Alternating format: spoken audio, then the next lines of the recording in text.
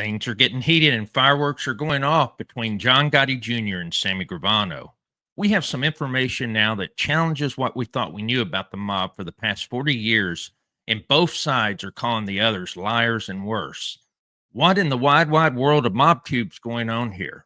I'll let you know and make a little sense out of this drama. Welcome to Real Mob Stories. This is your host, James Proctor. Thanks for watching today's show. You came to the right spot if you want to know more about the hidden world of the Mafia.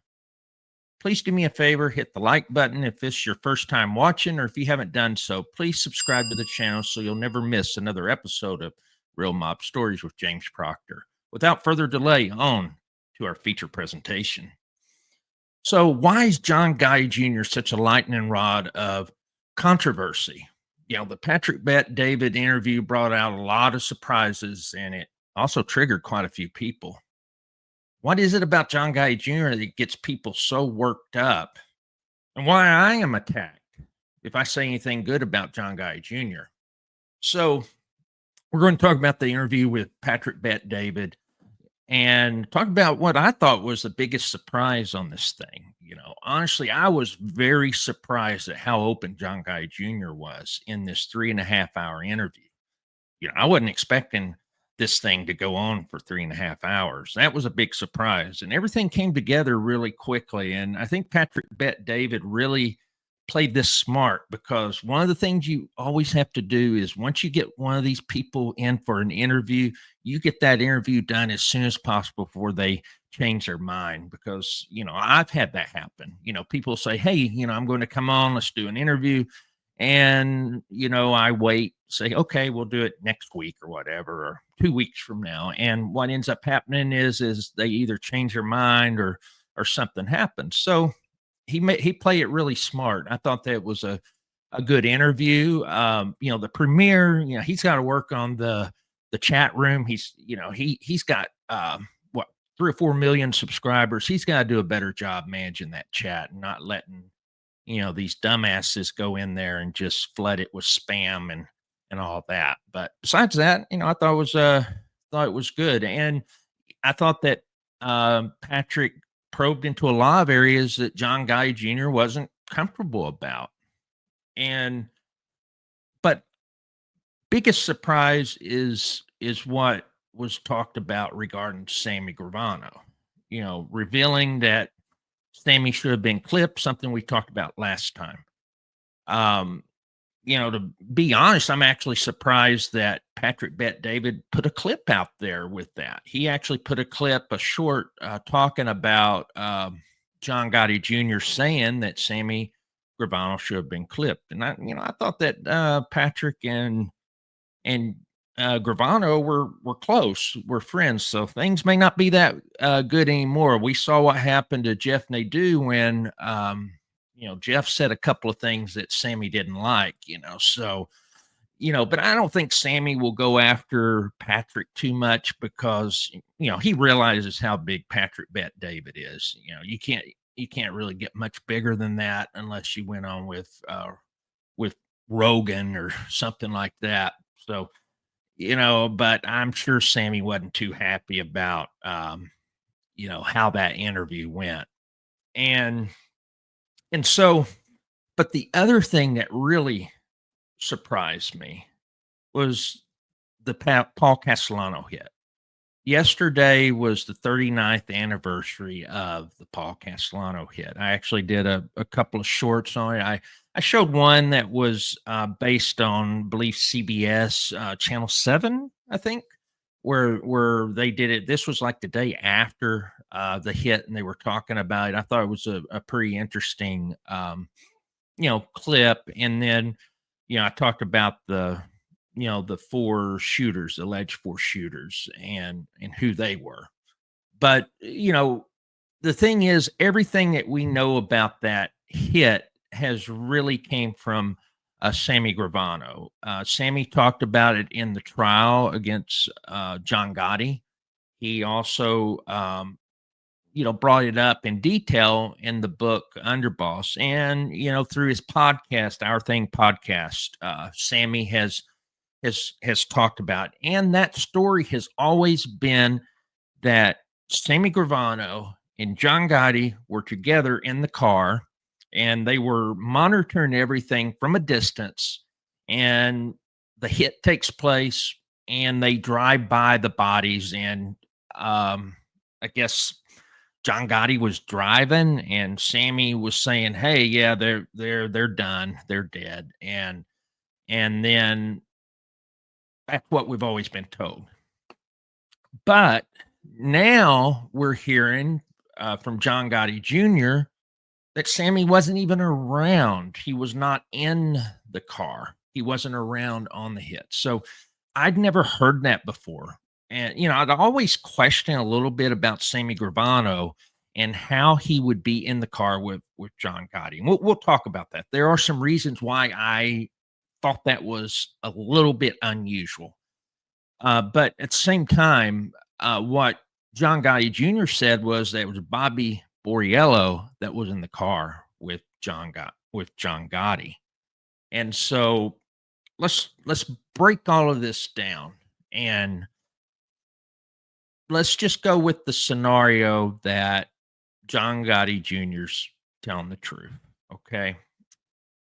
We can't 100%, we don't have 100% proof about this story, but we don't have 100% proof about the story that Sammy Gravano's been putting out there for 40 years, nearly 40 years. So I want to break that down and give you why it is plausible that this did happen, as John Gotti Jr. is saying. And if you look at the character of both people, we know that Sammy Gravano lies. We know that. We see it all the time. We've brought it up all the time. Nothing new about that. But John Gotti Jr., he hasn't really been out on social media that much, but we've never seen him as someone that has not told the truth. I mean, I'll tell you, this was the biggest interview that we've had with John Gotti Jr. I've never seen him reveal as much as he did in this. Between that and the book Shadows of My Father, this is the most that we've ever heard from him when it involved that life. He had also been on 60 Minutes. That was a big interview. And then, from time to time, he's been in an interview. The burner interview, that was the last one, about 6 months ago.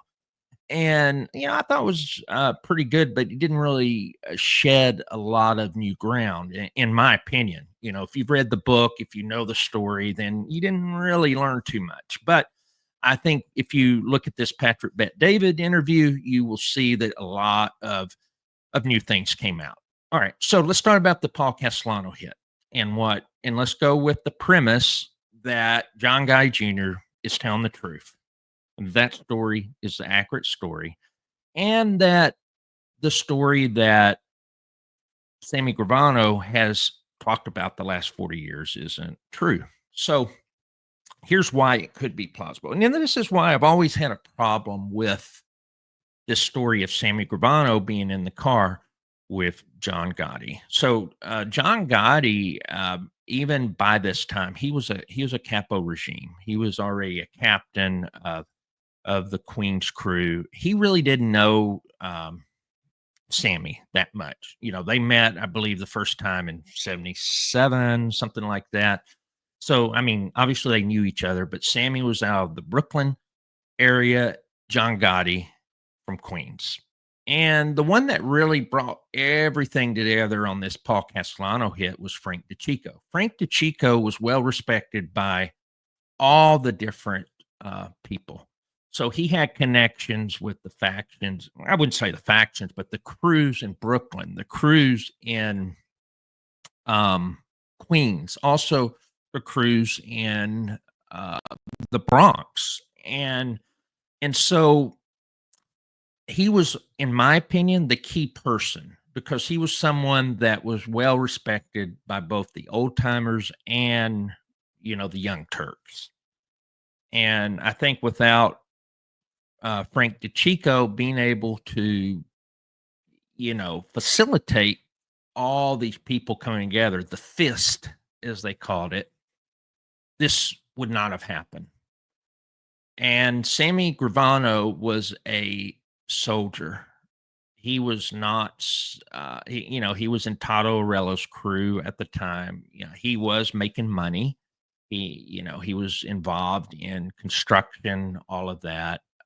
Really, at that moment in time, even though he had been involved in a couple of hits, we know what happened with the hit with Johnny Keys. We know what happened with the hit. Oh, if we assume that Sammy Gravano was telling the truth, that's one of the problems, is that everything we have is that there's not really people that can counter what's was said by Sammy.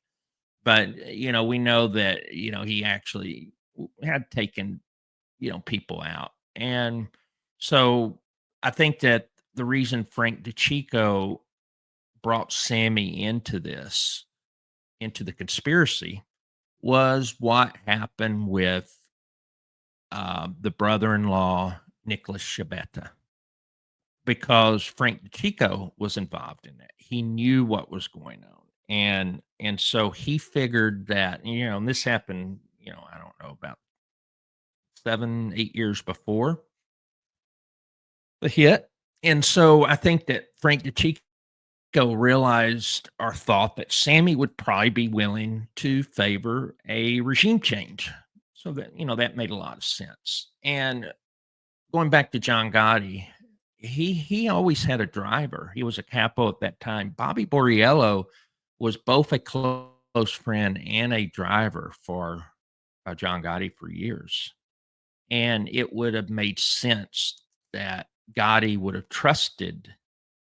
He would have trusted, if he was going to trust Tony Roach, the guy that previously had problems with heroin, was a drug addict, and all that. If he would trust someone like that from his crew to be involved in the hit, he would have trusted Bobby Boriello. Bobby Boriello was probably as close as anybody in his crew that he liked and trusted. So, typically, it didn't make sense. You see, Sammy really didn't know John Gotti. Why would Sammy be in the car with John Gotti at the time? And what we know is that Angelo Ruggiero was involved in the hit in another car. I've always wondered if maybe it was Sammy Gravano was in the car with Ruggiero. And one of the things that's interesting is that a couple of days after the hit, there was a meeting to, put in place. Basically, all the capos had to go to East Caesars on the east side of New York, restaurant. So there was a meeting there where it was called by Joe and Gallo, who was the consigliere. And that was the decision that there was a couple of things that were mentioned. One was that we don't know who took out Big Paul and Bilotti, but we're going to do all we can to find out. We don't expect anything else to happen, that type of thing. And then they put together the like a council or a temporary group that consisted of John Gotti, Frank DeCicco, and Joe and Gallo to run the family until they could elect a new boss. And we know in January, after Christmas, there was the meeting, and it was Frank DeCicco that that proposed John Gotti to be the boss. They did the vote. It was unanimous. John Gotti was a new boss. Okay, so that meeting at East Caesars, one of the points on that really was interesting, in my opinion, is that you had all the captains there, and everyone was on edge. And the thing is that Ruggiero and Sammy the Bull were doing security. They had guns with them. They were said to have been menacingly pacing around. And the thing was that they were being intimidating, and these capos realized if they said the wrong thing or did the wrong thing, they may not leave that room. And so we knew that Ruggiero and kind of brought up the idea of this hit first with Sammy. So Sammy and Ruggiero had a relationship. Now, I wouldn't say they were that close, but they had a relationship. So, if we take this as truth, what John Guy Jr. is saying, I would say that Sammy was probably in the car with Ruggiero, and then we would have had Bobby Boriello driving John Gotti. It just didn't. The couple of things didn't make sense. Was like I said, that John Gotti not knowing Sammy Gravano, I just think it would have been difficult for him to want to put his confidence in someone he didn't know that much. Yeah, I think he would have went with someone that he was more comfortable with, especially on this hit that was the biggest thing he ever did. So, I mean, it makes a lot of sense that Bobby Boriello would be in the drive. It would be the one driving John Gotti. Okay, so the other thing is that if you remember, what happened was the Chin was totally ticked off about this off the record hit. You don't do that. You do not kill a sitting boss without permission from the commission. That had been the rule since, 1931 when the commission was established. And what we know is that there was a conspiracy to get rid of John Gotti. And the conspiracy from externally involved Ken Gigante and also the Lucchese family. And it was Vic Amuso and Gas Pipe Casso on the Lucchese's that was looking to get rid of Gotti. And the decision is that they took a strategy of strangulation. And what that meant is they wanted to get the people closest to John Gotti first and then go for the final kill. And so there were 5 people that the Chin and the Chin and Gas Pipe decided would be taken out. And so there was Bobby Boriello. That was one of them. Bobby Boriello was, Gotti's driver, close friend, confidant. And why would he be involved? Why would they want to target him? Okay. You also had Eddie Leno. Eddie Leno was one of the gunmen. And, he gets promoted to capo after that. Also, one of the things about Bobby Boriello was that he actually got made not too long, maybe the next year after the Castellano hit. And so we have those two. And both of them were killed by, gas pipe. You had Boriello in his front yard. Then you had Leno that was taken out by the corrupt cops. And then the third one was Frank DeCicco. So Frank DeCicco was the first one to be taken out. He was taken out in April of '86. So 4 months after Gotti becomes boss, the bomb goes off. He's taken out. And so Frank DeCicco was on that list. The other two, Sammy Gravano. And because Sammy Gravano, but, we've also heard from Sammy that he's been on and off that list. He said, oh, well, the Chin respected him, liked him, and so removed him. But then another time they said, well, we have to get rid of Sammy because we know Sammy would go for blood if we didn't. So I don't know. And then the final one was, John Gotti.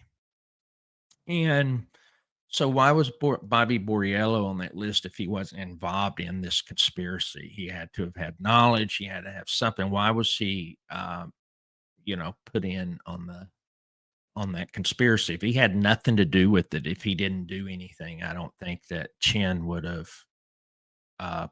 had that hit. So,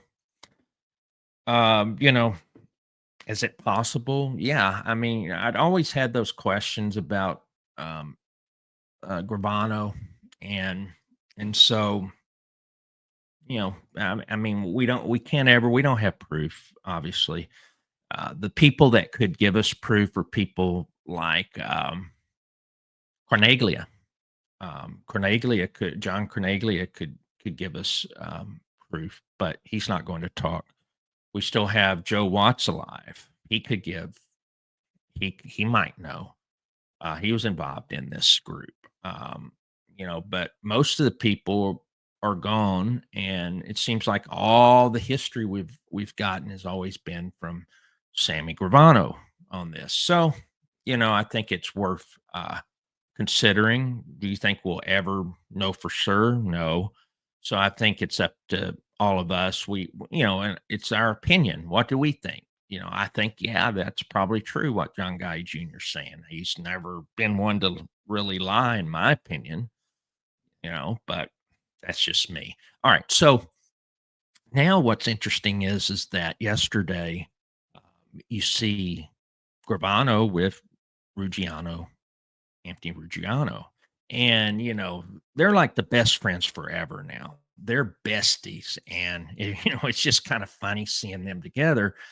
And, they're saying that, oh, John Guy Jr.'s a liar. They're saying that's not the truth. He's saying, why would I make up that story? Because, I think the reason that he would make up that story is that he knew that the feds wanted to get rid of they wanted John Gotti to get put away. That's what it was. And I think that he knew his sentence was going to be based upon the value of the information that he gave. And would he have lied? Possibly.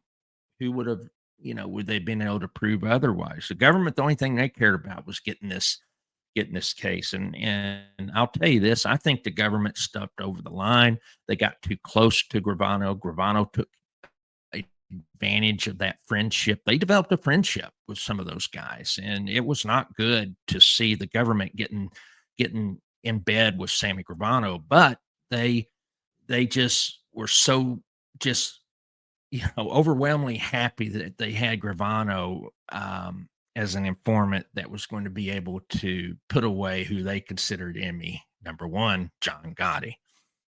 So it's just strange, this relationship between Ruggiano and um, Sammy Gravano, because a year ago, Ruggiano was like everything was Gotti. Did so much for him. Gotti was his best friend, all this stuff. He was everything was about Gotti, pro Gotti, pro Gotti. And then all of a sudden he gets a chance to get on with Sammy Gravano. And he even admits this because he wanted to build his channel. He wanted his channel to get bigger. So did that mean making a deal with the devil? Yes, it did. So he gets in bed with Sammy Gravano. Now they're best friends forever. And he is now, everything that Sammy says, he agrees with now. He's a puppet for Sammy Gravano now. He's no longer the John Gotti apologist that he was for all these years. So, it's just interesting how things can change when you can be giving a little bit to get ahead. And so he feels that he'll get ahead because he's in bed. He's hitched his wagon to Sammy Gravano. So we'll see what happens. I just think it's kind of interesting. He has that choice. He can do whatever he wants. I think he's got a decent show, but we know that where his loyalties lie, and he changed his loyalties. It's no longer with John Gotti Jr., any of that. It's with Sammy Gravano. So that's just the way it is. So let me know what you think about this. What is your view? Do you think that it was Bobby Boriello in the car with John Gotti, or do you think it was? Do you think John Gotti Jr.'s lying about this? What do you think?